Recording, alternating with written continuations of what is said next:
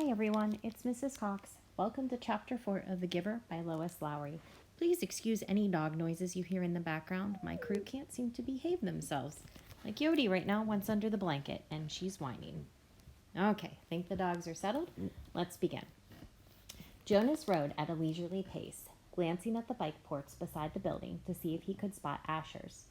He didn't often do his volunteer hours with his friend because Asher frequently fooled around and made serious work a little difficult. But now, with 12 coming so soon and the volunteer hours ending, it didn't seem to matter. The freedom to choose where to spend those hours had always seemed a wonderful luxury to Jonas. Other hours of the day were so carefully regulated. He remembered when he had become an 8, as Lily would do shortly, and he had been faced with that freedom of choice. The 8s always set out on their first volunteer hours a little nervously, giggling and staying in groups of friends. They almost inevitably did their hours on recreation duty first, helping with the younger ones in a place where they still felt comfortable. But with guidance, as they developed self-confidence and maturity, they moved on to other jobs, gravitating towards those that would suit their interests and skills. A male 11 named Benjamin had done his entire, nearly 4 years in the Rehabilitation Center, working with citizens who had been injured. It was rumored that he was as skilled now as the rehabilitation directors themselves, that he had even developed some machines and methods to hasten rehabilitation. There was no doubt that Benjamin would receive his assignment to that field and would probably be permitted to bypass most of the training. Jonas was impressed by the things Benjamin had achieved. He knew him, of course, since they had always been group mates, but they had never talked about the boy's accomplishments because such a conversation would have been awkward for Benjamin. There was never any comfortable way to mention or discuss one's success without breaking the rule about bragging, even if one didn't mean to. It was a minor rule, rather like rudeness, punishable only by a gentle chastisement, but still, better to steer clear of an occasion governed by a rule which would be so easy to break. The area of dwellings behind him, Jonas rode past the community structures, hoping to spot Asher's bicycle parked beside one of the small factories or office buildings. He passed the Child Care Center, where Lily stayed after school, and the play area surrounding it. He rode through the central plaza and the large auditorium where public meetings were held. Jonas slowed and looked at the name tags on the bicycles lined up outside the nurturing center. Then he checked those outside food distribution. It was always fun to help with deliveries, and he hoped he would find his friend there so that they could go together on a daily round, carrying the cartons of supplies into the dwellings of the community. They finally found Asher's bicycle leaning, as usual, instead of upright in its port, as it should have been, at the house of the old. There was only one other child's bicycle there, that of a female 11 named Fiona. Jonas liked Fiona. She was a good student, quiet and polite, but she had a sense of fun as well, and it didn't surprise him that she was working with Asher today.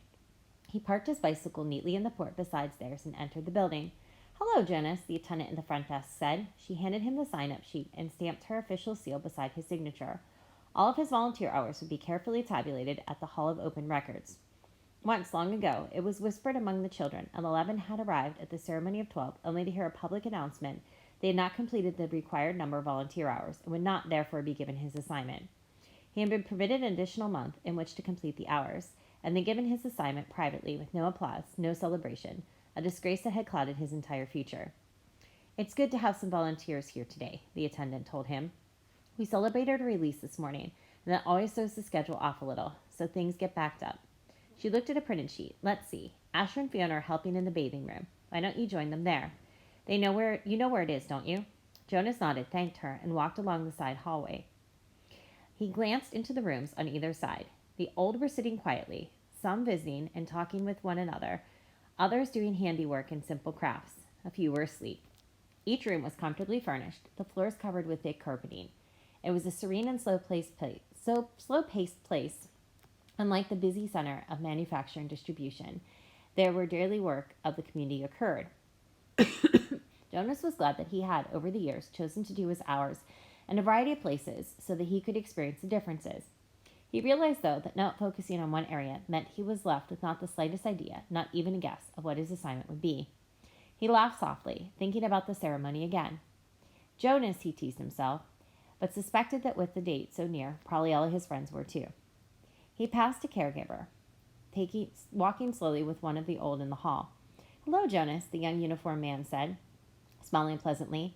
The woman beside him, whose arm he held, was hunched over as she shuffled along in her soft slippers. She looked toward Jonas and smiled, but her dark eyes were clouded and blank. He realized she was blind.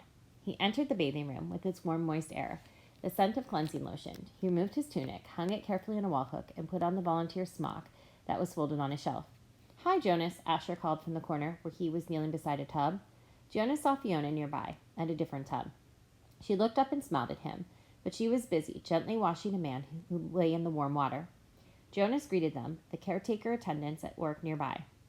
Then he went to a row of padded lounging chairs, where the others of the old were waiting. He had worked here before. He knew what to do. "Your turn, Larissa," he said, reading the name tag on the woman's robe. "I'll just start the water and then help you up." He pressed the button on a nearby empty tub and watched as the warm water flowed in through the many small openings on the side. The tub would be filled in a minute, and the water would stop automatically. He helped the woman from the chair, led her to the tub, removed her robe, and steadied her with his hand on his arm as she stepped in and lowered herself. She leaned back and sighed with pleasure, her head on a soft cushioned headrest. "Comfortable?" he asked. As she nodded, her eyes closed. Jonas squeezed cleansing lotion onto a clean sponge at the edge of the tub and began to wash her frail body. Last night, he had watched his father bathe the new child. This was much the same: the fragile skin, the soothing water, the gentle motion of his hand, slippery with soap. The relaxed, peaceful smile on the woman's face reminded him of Gabriel being bathed. And the nakedness, too. It was against the rules for children or adults to look at another's nakedness, but the rule did not apply to new children or the old. Jonas was glad. It was a nuisance to keep oneself covered while changing for games, and the required apology if one had by mistake glimpsed another's body was always awkward. He couldn't see why it was necessary. He liked the feeling of safety here in the warm and quiet room. He liked the expression of trust in the woman's face as she lay in the water, unprotected, exposed, and free. From the corner of his eye, he could see his friend Fiona help the old man from the tub and genderly pat his thin, naked body dry with an absorbent cloth. She helped him into his robe. Jonas thought Larissa had drifted into sleep, as the old often did, and he was careful to keep his motion steady and gentle so he wouldn't wake her. He was surprised when she spoke, her eyes still closed. "This morning, we celebrated the release of Roberto," she told him. "It was wonderful." "I knew Roberto," Jonas said. "I helped with his feeding the last time I was here, just a few weeks ago. He was a very interesting man." Larissa opened her eyes happily. "They told us his whole life before they released him," she said. "They always do that. But to be honest," she whispered with a mischievous look, "some of the tellings are a little boring. I've even seen some of the old fall asleep during tellings. When they released Edna recently, did you know Edna?" Jonas shook his head. He couldn't recall anybody named Edna. "Well, they tried to make her self-life found meaningful. And of course," she added primly, "all things are meaningful. I don't mean that they aren't, but Edna, my goodness, she was a birth mother. And then she worked in food production for years until she came here. She never even had a family unit." Larissa lifted her head and looked around to make sure no one else was listening. Then she confided, "I don't think Edna was very smart." Jonas laughed. He rinsed her left arm, laid it back into the water, and began to wash her feet. She muttered with pleasure as he massaged her feet with a sponge. "But Roberto's life was wonderful," Larissa went on. After a moment, "He'd been an instructor of 11s, as you know how important that is, and he'd been on the planning committee. And goodness, I don't know how he found time. He also raised 2 very successful children, and he was also the one who did the landscaping design for the Central Plaza. He didn't do the actual labor, of course. Now you're back. Lean forward and I'll help you sit up." Jonas put his arm around her and supported her as she sat. He squeezed the sponge against her back and began to rub her sharp boned shoulders. "Tell me about the celebration." "Well, there was the telling of his life. That is always first. Then the toast. We all raised our glasses and cheered. We chanted the anthem. We made a lovely goodbye speech, and several of us made little speeches wishing him well. I didn't, though. I'm never fond of public speaking." He was thrilled. You should have seen the look on his face when they let him go. Jonas slowed the strokes of his hand on his back thoughtfully. "Larissa," he asked, "what happens when they make the actual release? Where exactly did Roberto go?" She lifted her bare wet shoulders in a small shrug. "I don't know. I don't think anybody does, except the committee.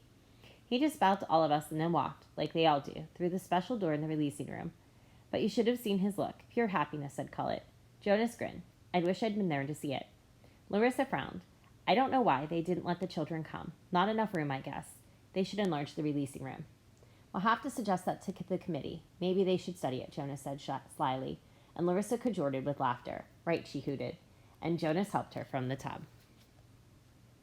And here is your obligatory dog picture for the day. I hope you enjoyed this chapter. Please complete your study guide questions, and I'll be back to talk to you again soon.